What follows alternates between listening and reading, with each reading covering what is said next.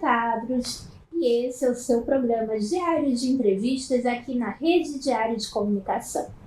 De segunda a sexta, às 19 horas, você assiste a entrevista com os melhores especialistas nos temas atuais. Hoje a gente conversa aqui com Jorge Pinho, falando um pouco de geopolítica e agora falando sobre a situação da Europa nesse momento, né? A gente falava no programa anterior a respeito de um número muito grande de imigrantes que entraram na Europa e não se integraram à cultura, né? E que tendem cada vez mais a forçar a implantação da cultura deles nos países europeus, sobretudo, a gente falou aqui, sobretudo a França, que tem sofrido muito com isso, a Inglaterra, a Alemanha, né? E alguns outros países que também são porta de entrada para um número muito grande de imigrantes. Existem dois aspectos muito interessantes nessa nova onda migratória muçulmana na Europa, né?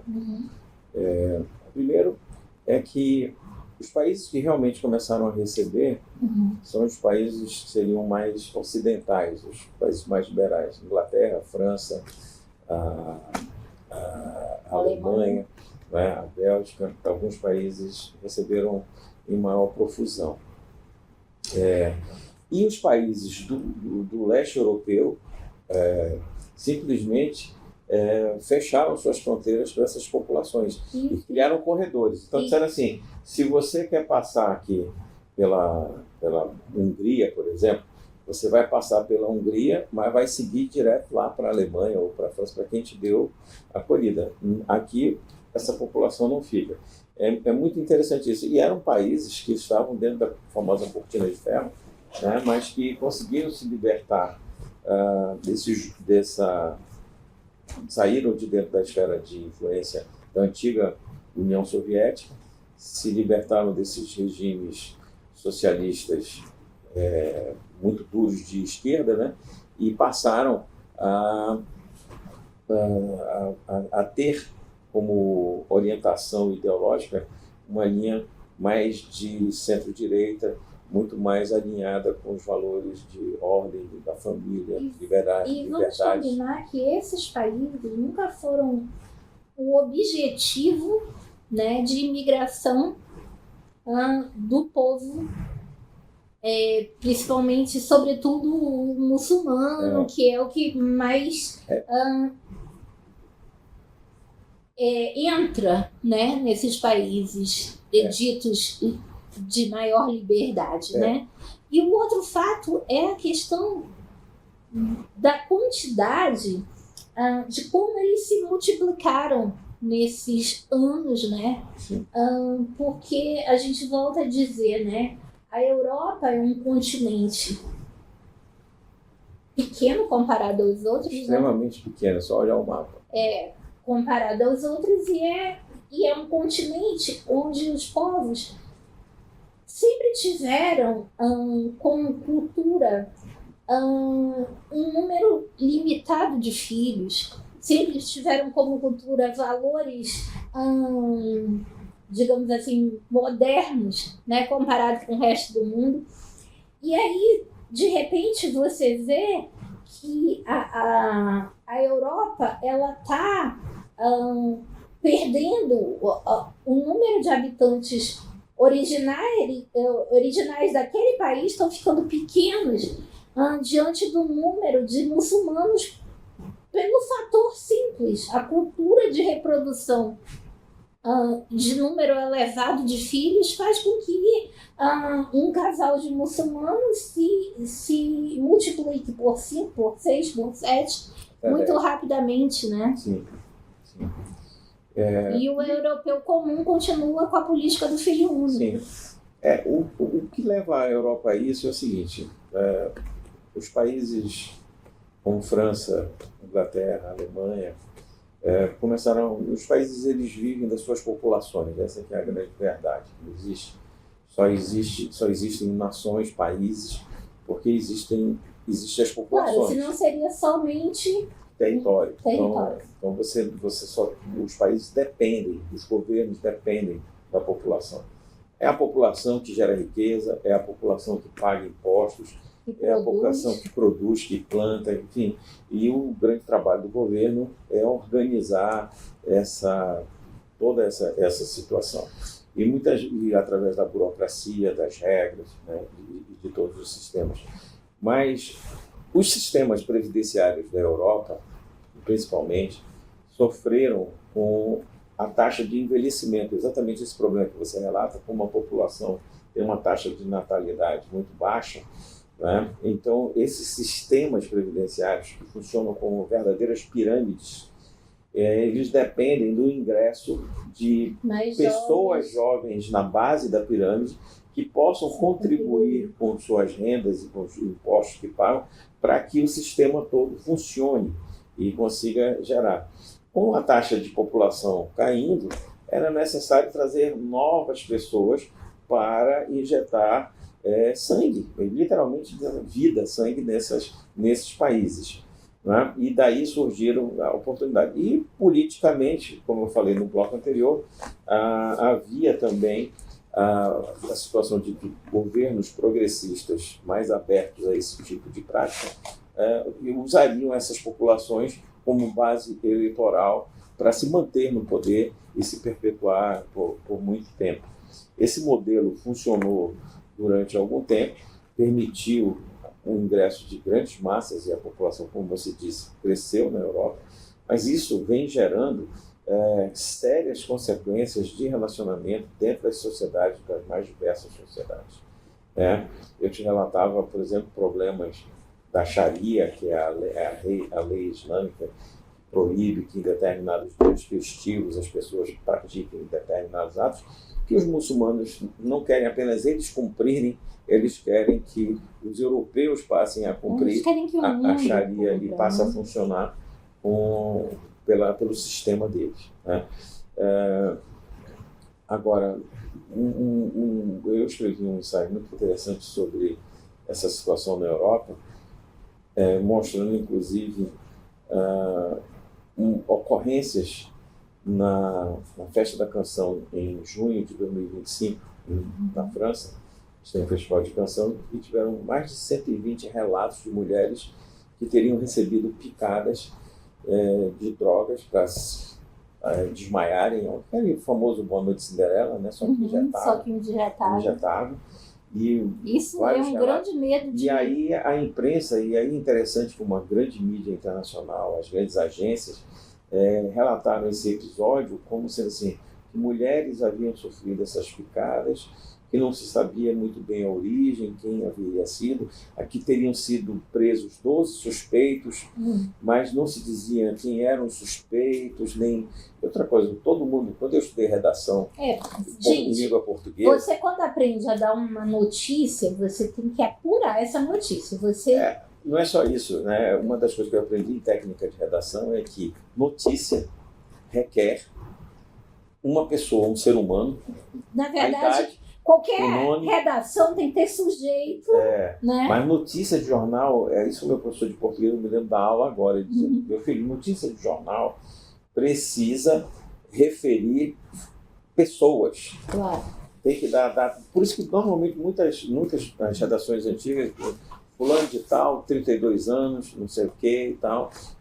Tinha que ter uma pessoa, um ser humano. Uma personalização daquela notícia. Não é matéria. Aí, incrivelmente, uma notícia que fala sobre violência contra a mulher, Sim. que é um dos temas mais queridos da pauta progressista. Gente, né? Aqui a gente não está falando só de uma picada. A gente está falando de uma droga injetada em mulheres durante uma festa, causando inconsciência para que possam utilizar de mulheres inconscientes para fins indeterminados, né? Não, os fins eram bem determinados, porque os grupos que estavam praticando isso têm uma verdadeira obsessão por sexo. Então, era para práticas sexuais mesmo. Então, o que acontece? Mas uma situação dessa é apresentada pela grande mídia sem referência aos autores, quem seriam eles, quais seriam a sua origem, seus nomes, sua etnia, de onde vinham. Quantas dessas mulheres tinham sido violentadas? Quantas violências dessas teriam resultados em gestações? Depois de muito, pesquisar e tentar encontrar subsídios disso, aí chega a informação de que não, olha, o governo decidiu não fazer uma grande divulgação disso, não mostrar isso como um problema ligado a essa determinada cultura e etnia, para evitar perseguições e lixamentos, porque há o risco do nazifascismo recrudescer na Europa por conta dessas situações e tudo mais. Ou seja, faz-se um acobertamento mais com quem pratica esse tipo de crime, mas que é protegido pelo Estado, e aqueles que são de direita antagonistas ao Estado são rotulados imediatamente de nazifascistas e extremistas que poderiam perseguir essas populações. Eu acho que o único motivo que eu acharia que poderia ser a intenção do Estado nesse momento seria talvez não dar ideia para que isso acontecesse de novo. Mas quando você me relata que o Estado se amedronta diante disso... Sim, porque veja bem, na hora que isso passa a ser amplamente divulgado, que se exige julgamento exemplar desses indivíduos, essas populações que já estão enraizadas e têm uma grande massa, podem sim fazer realmente protestos, violência. Eu tive em Paris, eu estive na Europa agora em setembro, e um dos pontos da viagem era ir até Paris. Na semana que eu queria ir a Paris, estavam soltando bombas, tinha um maior tumulto em Paris. Eu disse, o que eu vou fazer em Paris no meio de uma guerra civil? Quer dizer, desestimula, quer dizer, torna... Vamos lembrar que Paris vive de turismo, vive do dinheiro dos turistas. No momento que acontece uma coisa dessa, quer dizer, a economia vai viver de quê? Mas a gente volta no próximo bloco falando mais sobre a situação na Europa.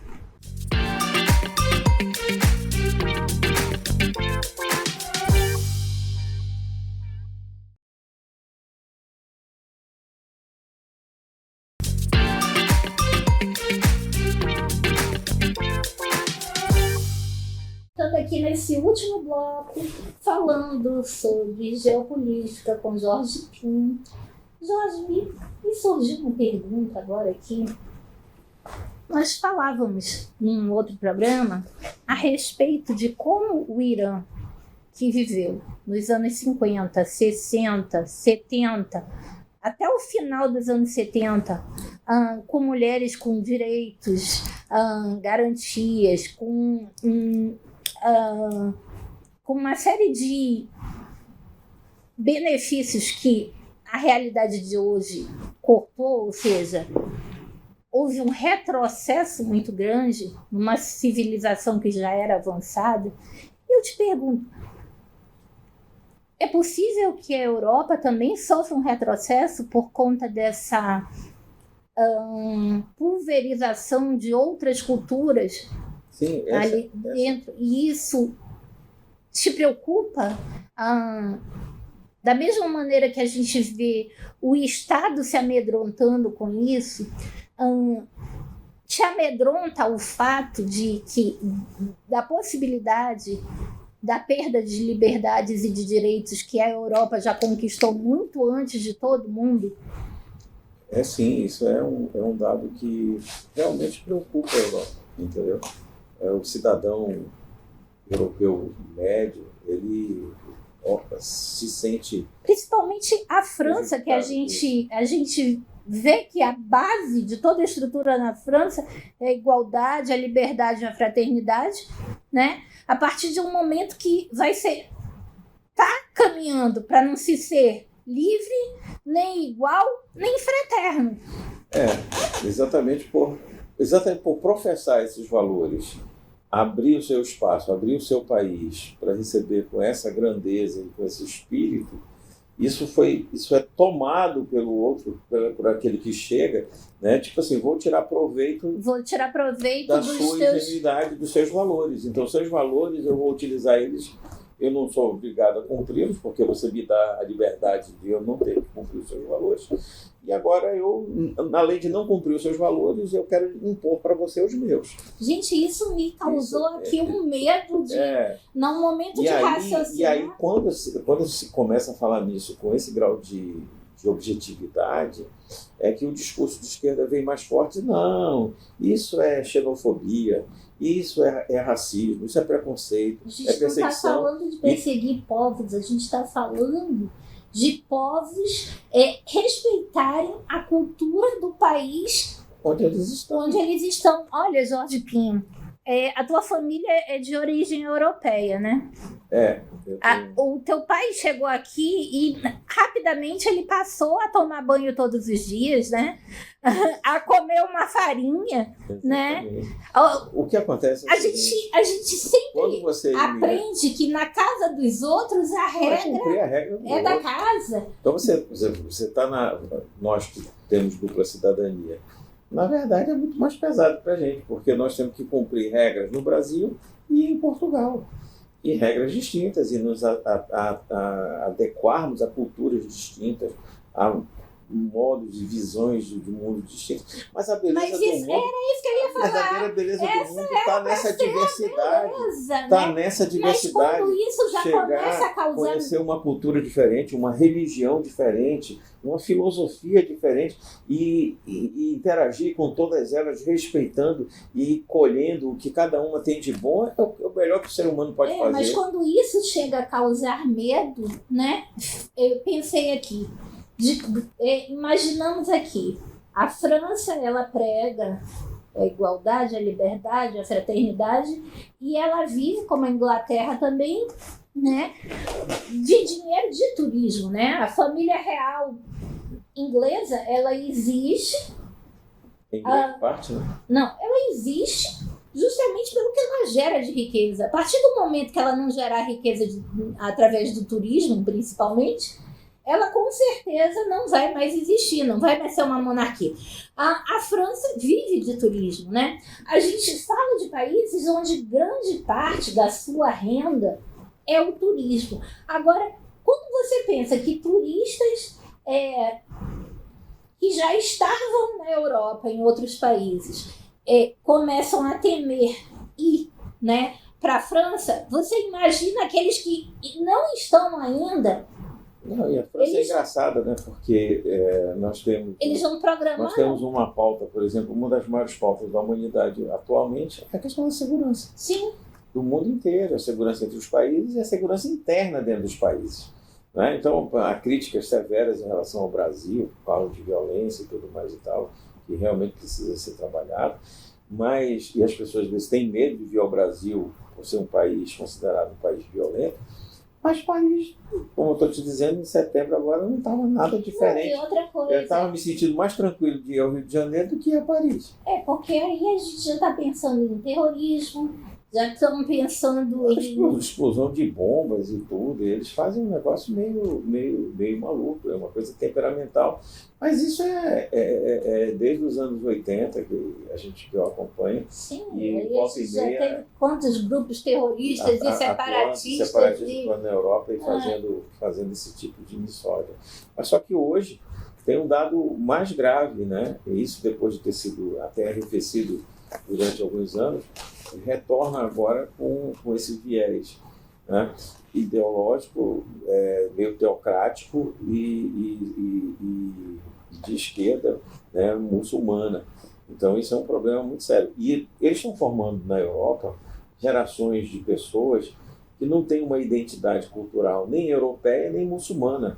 É um híbrido, entendeu? Que é meio perdido. Aliás, estou formando uma geração... O islamismo é essencial. O islamismo como religião é uma das religiões mais lindas do mundo, mais humanitárias, entendeu? Não é à toa que na Idade Média eles puderam trazer tantas coisas boas e praticamente a Europa foi civilizada pelo Islã. Mas o que eles estão praticando hoje, o que se pratica, uma coisa religiosa, é uma coisa política. É uma teocracia política voltada para determinados pontos do Alcorão que interessam ao que eles querem aplicar no mundo. Infelizmente é isso, né? Esse problema das pessoas interpretarem textos religiosos ou textos legais para justificar aquilo que elas querem fazer é um dos maiores problemas que a gente tem na humanidade. E aí a gente volta àquelas questões, né? Aí me regressa aqui a Humberto Eco, né? Ali em Nome da Rosa, onde alguns livros eram proibidos. Eram livros de humor, né? Será que a gente deveria ter hoje livros proibidos pelo fato de que a interpretação de determinadas obras é tão perigosa, né? A gente vê gente interpretando a Bíblia, o Alcorão, enfim, qualquer livro sagrado, a Constituição, né? De maneiras tão atravessadas. Eu acabei de colocar aqui, né, outro dia. O problema são as pessoas, né? Enquanto a gente tiver pessoas que não queiram evoluir do ponto de vista de respeitar a humanidade, respeitar a liberdade, e respeitar as liberdades, a gente vai ter esse tipo de abuso, não é? Eu acho que a primeira palavra que a gente tem que definir é a tolerância. As pessoas têm que tolerar, dizer não à intolerância. As pessoas têm que tolerar as diferenças, os costumes. Eu aprendi muito cedo que a primeira noção do ser humano é o respeito. É o respeito. É o respeito pelo próximo, é o respeito pelo outro. Entendeu? Porque aí a tolerância, ela é filha do respeito. Né? Quem respeita, sabe? Quem respeita valores, princípios, vai ter respeito pelo ser humano e vai ser tolerante, e vai ser bom, e vai ser compassivo, entendeu? E vai ser uma pessoa responsável, né? Com seus atos, não no sentido de ser, mas no sentido de atuar com responsabilidade, né? Fora a Europa, tu tens algum outro continente que te preocupe no momento? Não, nós estamos vivendo agora no nosso continente, né? Eu acho que é um negócio totalmente mundial, né? Nós estamos tendo um rearranjo geopolítico muito sério no mundo, né? E em que, primeiro, eu escrevi um ensaio dizendo isso, que a verdadeira guerra é ideológica. Nós temos, no fundo, uma grande guerra ideológica no mundo, em que duas correntes ideológicas se digladiam, né? O pensamento de esquerda, o pensamento de direita. E cada um com as suas peculiaridades. E tu achas que a solução para isso talvez fosse os líderes religiosos se unirem em prol da tolerância e do respeito? Primeiro, uma coisa é religião, né? Eu acho que, historicamente, nós conseguimos separar direito, moral e religião já para formar os estados e as nações não, mas populares. Se a gente está vendo as pessoas usarem a religião para provocar intolerância, para provocar desrespeito. Usam tudo. Será que a gente... Usam, por exemplo, as pautas identitárias para criar intolerância, né? Criaram sexos que não existem nas pessoas. Enfim, criaram uma série de divisões exatamente para tornar... E esses novos sexos... tem preconceito com os sexos, sexos que são aceitos pela ciência. Que eles mesmos dizem ter migrado. É uma loucura, entendeu? Qual é a solução, Jorge Pinto? Rezar. Então, buscar Deus. Por isso que eu te perguntei se seria uma questão de pedir a união dos líderes religiosos em prol... Os líderes, eles, assim, acho que nas lideranças religiosas todos trabalham isso. Acho que os papas, os mulás, muitos... Mas tu não achas que... Mas tem outros que não, né? Que são muito radicais. Tu não achas que esse Papa, ele está muito... Como é que eu digo? Ele está muito dentro, preocupado ali com... Ele está muito introspectivo ainda, ele ainda não mostrou a que veio. De novo, essa guerra ideológica que eu falo que existe em todos os setores do mundo, existe dentro da igreja. A própria igreja. Não, mas o que eu quero falar é o seguinte, vamos comparar, por exemplo, João Paulo II... João Paulo II, vamos falar de João Paulo II. João Paulo II era um papa Francisco. Ele era um papa, manifestamente um papa de direita, humanista de direita. Um homem que, com a sua fé, com o seu trabalho, com o seu apostolado, derrubou a cortina de ferro.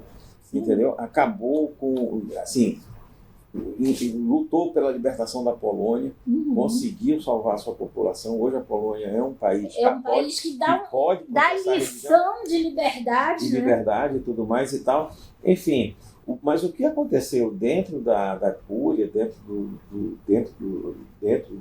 dessa guerra, ela se espalhou por dentro da própria Igreja Católica, e nós temos hoje cardeais e papas de orientação de esquerda. Não, mas para mim o que me interessa não é se é de orientação de direita ou de esquerda. Por exemplo, o que me interessa é que ele seja um papa que propague a fé. O último papa que era ligado ao movimento de direita, que tem as suas encíclicas, tem a sua pregação mais vocacionada para a direita, foi Bento XVI, que teve que renunciar.